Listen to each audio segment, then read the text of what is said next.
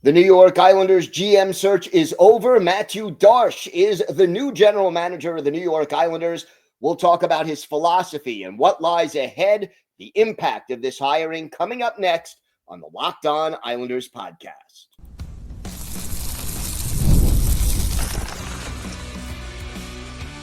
Your Locked On Islanders, your daily podcast on the New York Islanders. Part of the Locked On Podcast Network, your team every day. Welcome, everybody, to this special bonus episode of the Locked On Islanders podcast, part of the Locked On Podcast Network, your team every day. I want to thank everyone who makes Locked On Islanders your first listen every day. Don't forget to subscribe on YouTube or wherever you listen to podcasts so you never miss an episode. I'm Gil Martin. I've been covering the New York Islanders for almost 2 decades, and I wrote the book Ice Wars on the history of the Islanders' rivalry with the Rangers from 1972 to the modern era. So glad you could be with us today for this bonus episode of the Locked On Islanders podcast. We've got a lot to discuss. Mathieu Darche named the new Islanders general manager. We'll talk about his approach, his philosophy, how the chain of command is going to work. We'll also talk about what he has to work on this offseason. It's a very busy time. And the statement by John Collins about how this team is going to be competitive going forward. So lots to discuss. But first, it's Mathieu Darche. And the GM hunt is over. We have a situation where the Islanders are indeed going in the opposite direction of what they no longer have. You always seem to hire somebody who is the opposite of the person you just let go. And I think we definitely have that situation here. Darche is 48 years old, which means he's a little more than half the age of Lou Lamarello. And unlike Lou Lamarello, Darche has a reputation of being innovative, aggressive, and more modern in his approach. And, you know, here is a guy who has been in the Tampa Bay Lightning organization. They won 2 Stanley Cups when he was the assistant GM there. And, you know, it is a hiring that makes a lot of sense. Basically, here's a guy who played in the NHL up until 2011, 2012, and has been a strong candidate for a lot of other GM jobs. Probably would have had the Penguins GM job if Kyle Dubas did not become available exactly when he did. And essentially, he is now the man on Long Island. Now, his background is in scouting and cap management. And to me, that means that, you know, you've got a guy who hopefully can, A, increase both the scouting and the development side of the New York Islanders, and B, clean up the cap mess that Lou Lamarello left this team in. And it will be very interesting to see how Darche goes about things. Now, he is essentially going to have a lot of decisions to make.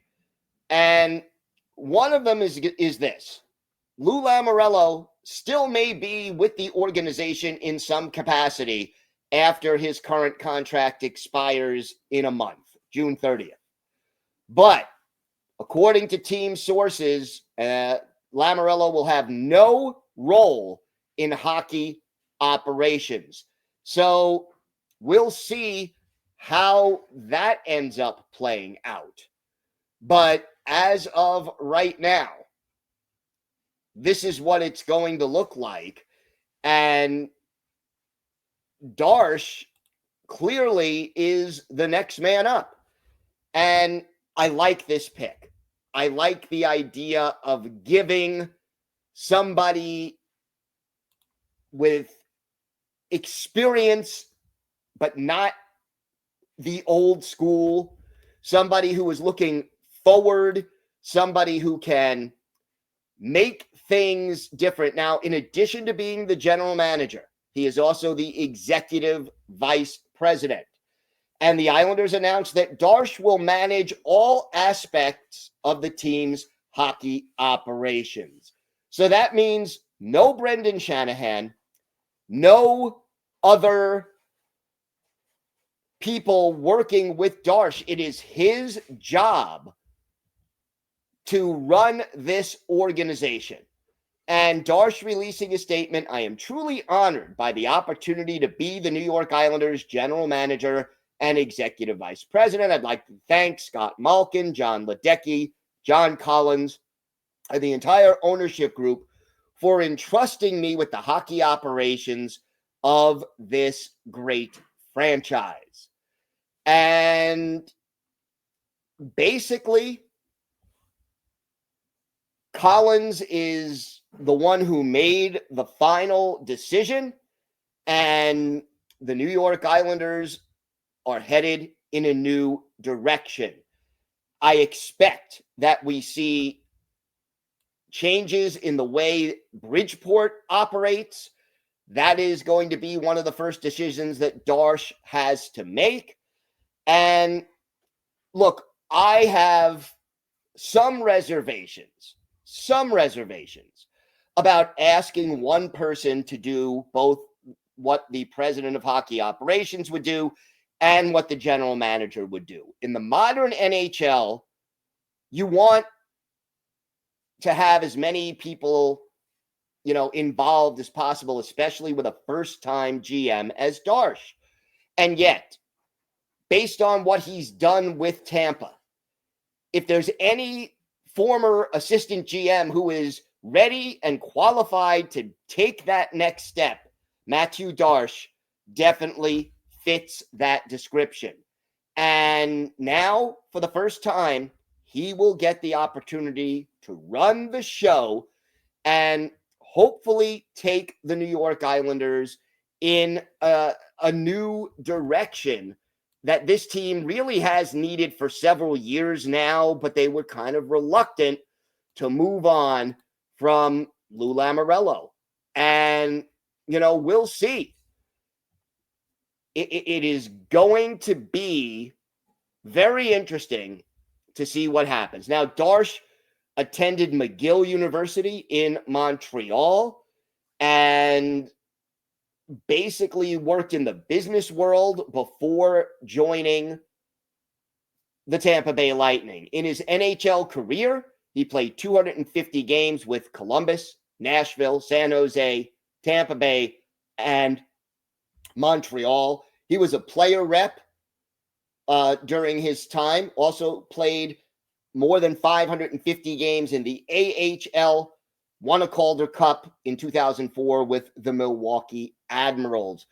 But the key right now is he moves from director of hockey operations and assistant GM in Tampa Bay to the GM and vice president of hockey operations for the New York Islanders. And John Collins released a statement for the Islanders. Mathieu is the perfect choice to lead our hockey operations. He will be given every resource available to put the Islanders first in class on the ice with our business initiatives and in the community. Mathieu has served as a key member of the Tampa Bay Lightning and has a diverse background in top-level business models. He is a proven winner and is committed, as is our ownership group, to building a group that will be highly competitive next season and beyond. With the Islanders owning the first overall pick in the upcoming NHL draft and preparing to welcome the Olympic send-off at UBS Arena next season, there is much to which our franchise, our players, and our passionate fans can look forward. Mathieu adds to that momentum. So those are the statements from the powers that be. And now the question becomes Mathieu Darche taking over. He's got a lot on his plate. We're going to break down some of the decisions he has to make, plus We'll talk a little bit more about the overall philosophy of Darche and of Islanders ownership. All that and more coming up on this bonus episode of the Locked On Islanders podcast.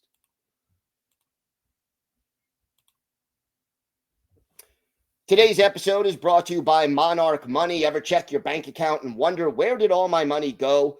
Between dining out, online shopping, and entertainment, it's easy to lose track, but that's where Monarch Money comes in. It's your personal CFO, giving you full visibility and control over your finances.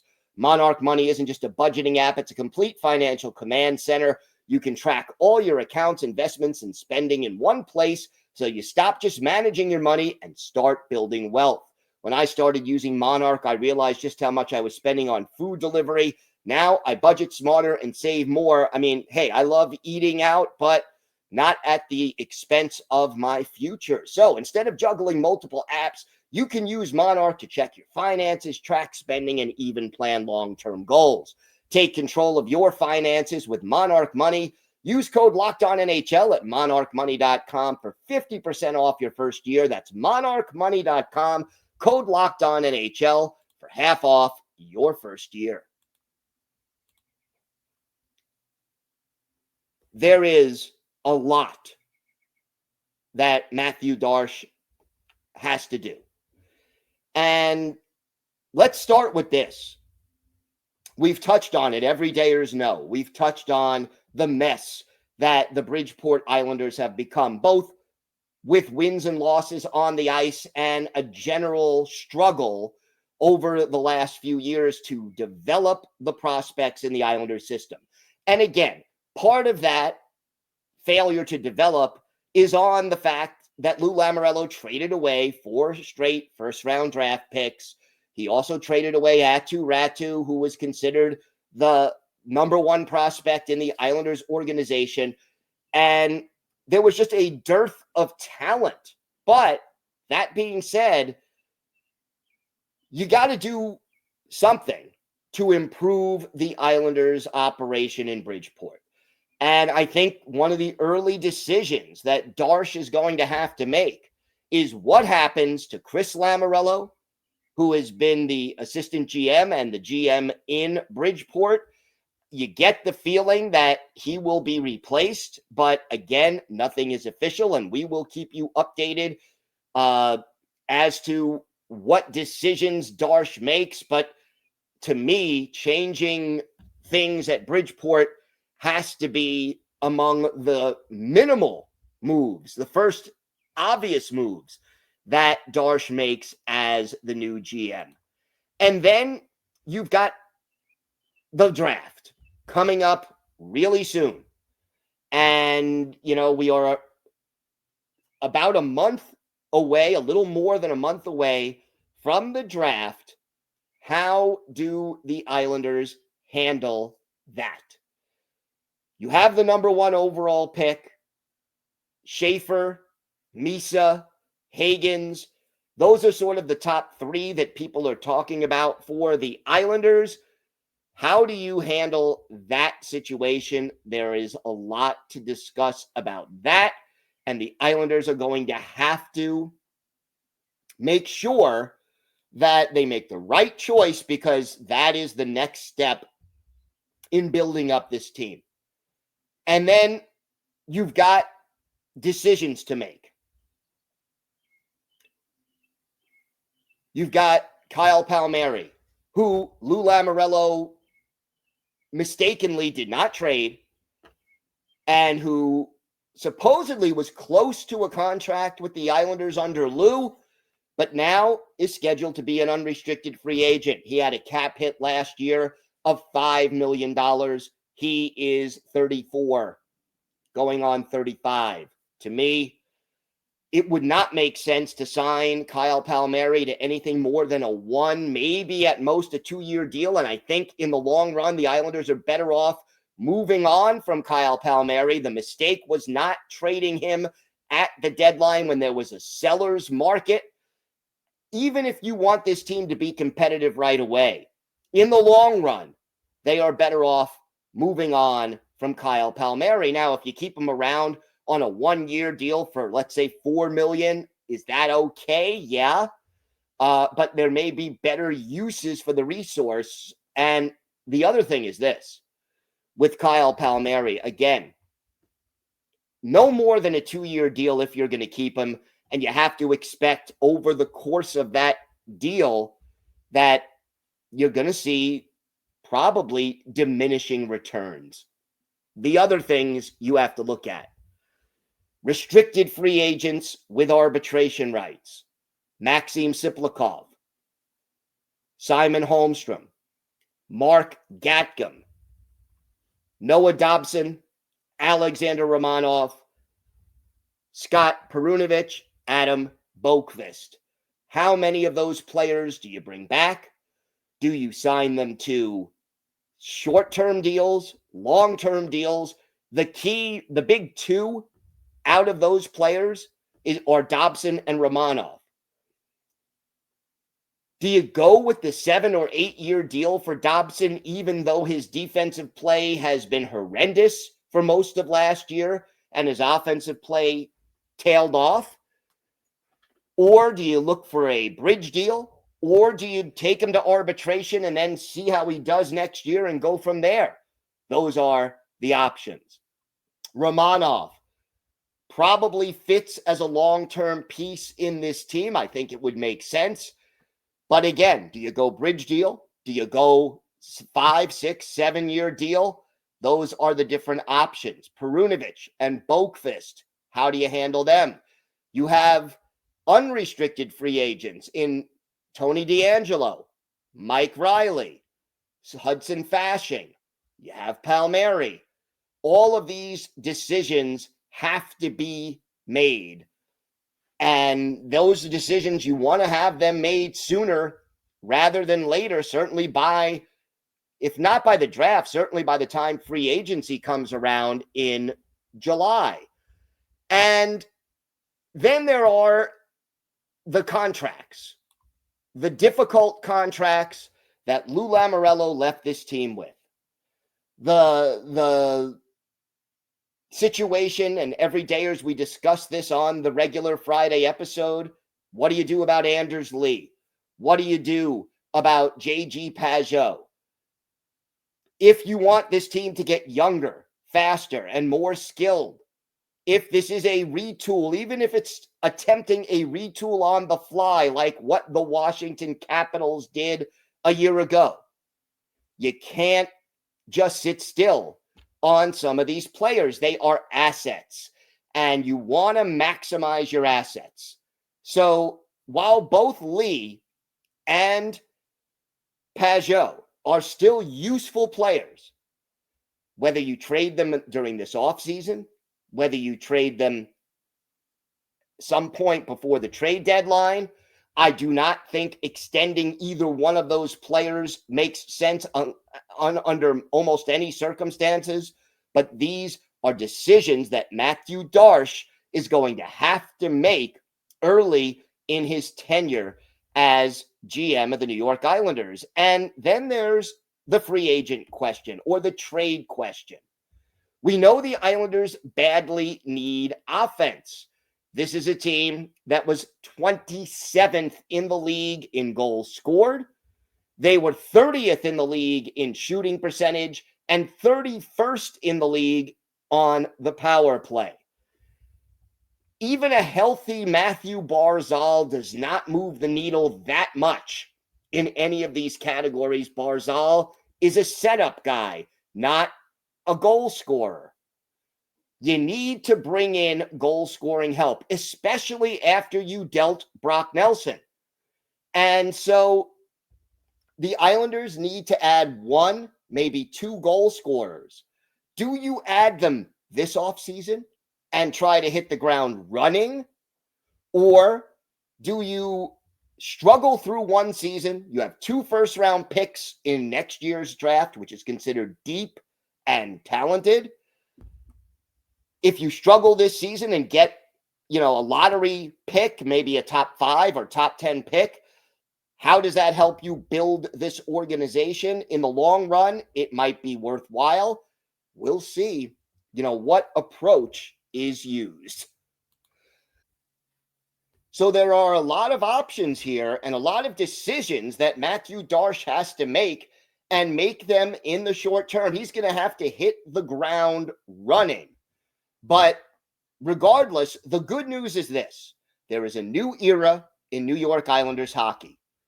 25 years from now, how will we look back at the hiring of Mathieu Darche?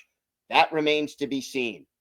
But it was past time to move on from Lou Lamarello. Lou, thanks for everything you did for this organization, but it was really a year too late even to move on from Lou. And now we turn the page and start a new era in Islanders hockey, and hopefully a good era. And we'll see who Darche lets go, who he hires, who he picks to be assistant coaches. Do you keep John McClain and Tommy Albaline? I get the feeling the answer is, again, hopefully and probably no, based on their poor performances this past year. But all of these things are on the table, and so is one other thing that we're going to talk about. Patrick Roy. Does Darche keep him, or does Darche move on? We'll talk about that and a few other things coming up on today's Locked On Islanders podcast.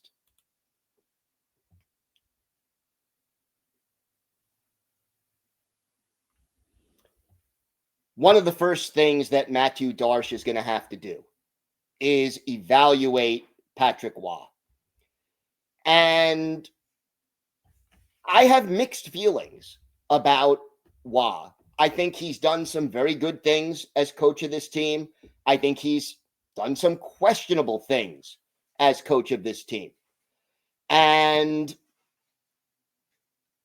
the thing is this, the first question you got to ask, if you're Mathieu Darche, does Patrick Roy's system and philosophy fit with my own? If the answer is no, you don't bring back Patrick Roy. If you think you can work with Patrick Roy, the question then becomes, how do I give him the tools he needs to be successful with his system? That is something that Lou Lamarello did not sufficiently do. Lou was busy basically trying to, have his version of the team. And keep in mind, the Islanders last year played their best hockey after injury struck the blue line, and the Islanders brought in Tony DeAngelo, Perunovic, and Boqvist. Three smaller, more mobile defensemen whose style fit the way that Patrick Roy wanted to play. Patrick Roy was very critical of Anthony Duclair. He was very critical of Pierre Engvall. He was critical of a number of different players publicly at different times. But ultimately, the famous quote from Roy last year that always stands out in my mind, and everydayers will recall this: I'm coaching the team Lou gave me. If you're going to keep Patrick Roy, you got to give Patrick Roy the team that he wants. And that's not to say that Darche and Roy, if he stays, are going to agree on everything, but they've got to be, in the big picture, on the same page. They've got to work together if Roy is going to stay. Now, the alternative is that you move on from Patrick Roy. Darche hires his own guy, brings a new coach in, and we go from there. Ultimately, it has to be, how does Darche want to approach this retool? And how does ownership want to approach this retool? And it appears, based on the statement that I read earlier on this show, that the Islanders organization, at least, is hoping to be competitive right away. And I always take that with a grain of salt, because no team, no owner is ever going to say, you know what, we're going to stink for the next 2 or 3 years. That's not what you're going to hear. So the fact that Collins' statement was that, he is committed, as is our ownership group, to building a group that will be highly competitive next season and beyond. That's very good to say. It's a PR statement, but the question becomes, where does it fit in the big picture? What actions are you going to take? And I'm going to say this flat out. The Islanders are better off taking a step back, and if necessary, struggling through this season as a transition year, rather than keeping that emphasis on we've got to make the playoffs this year. We've got to make the playoffs this year. Because if you've got to make the playoffs this year, you could hold on to Kyle Palmieri. You could hold on to Anders Lee. You could hold on to J.G. Pageau. You could keep Pelech and Polak. You can keep all these veterans and keep the core together. And that's exactly what this team should not be doing right now. So you're never going to hear ownership come out and say, yeah, we're in a major retool right now. We don't expect to be competitive. You don't sell tickets that way. But boy, oh boy, this team needs to realize that, to quote, you got to sometimes take a step back to take two steps forward. And you've got Richie coming up to join this team this year. You've got whoever the first overall pick is, whether they start the season on the island or finish the season on the island or don't even play for the Islanders this year. You're getting a great talent with that first overall pick. And then you've got Cole Yzerman. You've got 2 first-round picks in 2026. You have the opportunity to free up some cap space and get younger, faster, more skilled, and yes, more physical. One other thing I'm going to say, just an observation. Mathieu Darche comes from the Tampa Bay Lightning organization. He was not there in 2009, but in 2009, what happened? The Islanders selected John Tavares with the first overall pick. Victor Hedman went with the second pick to the Tampa Bay Lightning. I think, regardless of the fact that Darche did not select Hedman, he saw, even a decade plus later, the impact that Hedman had on the Lightning organization. And this is just sort of me connecting some dots, but it would not surprise me if Darche leans more toward Matthew Schaefer with that first overall pick, because he sees the impact that a talented generational defenseman, a true number one defenseman, can have on a team. No guarantees there, but just a hunch as I connect the dots here and think about it. Because if you look back from 2009, Hedman had a much more long-term positive impact on the Lightning than Tavares had on the Islanders. Not that Tavares didn't pan out, not that he wasn't a very good player, not that the Islanders didn't have further to go and didn't do as good a job of surrounding Tavares with talent. But Hedman, looking back, had more of an impact. Hedman is a guaranteed Hockey Hall of Famer. Tavares is probably borderline, and if he gets in, it's because he played in Toronto as long as he did and accumulated as much as he did. But he was never one of the best 3 or 4 centers or one of the top 10 players in the league during his NHL career. Maybe for one season, but that's about it. So I'm putting that out there. We'll see if that's the direction Darche goes in. But a new era of Islanders hockey has begun, and we'll see how it all plays out. It's going to be interesting. It's going to be a great ride, and the Islanders have turned the page from Lou Lamarello and are starting the Mathieu Darche era. I want to thank you for making Locked On Islanders your first listen today. For your second listen, check out the all-new Locked On NHL Game Night. Every game, every night until a Stanley Cup champion is crowned. Get local analysis on a national scale. You can find NHL Game Night on Locked On NHL. It's on YouTube or wherever you listen to podcasts. It's part of the Locked On Podcast Network, your team every day.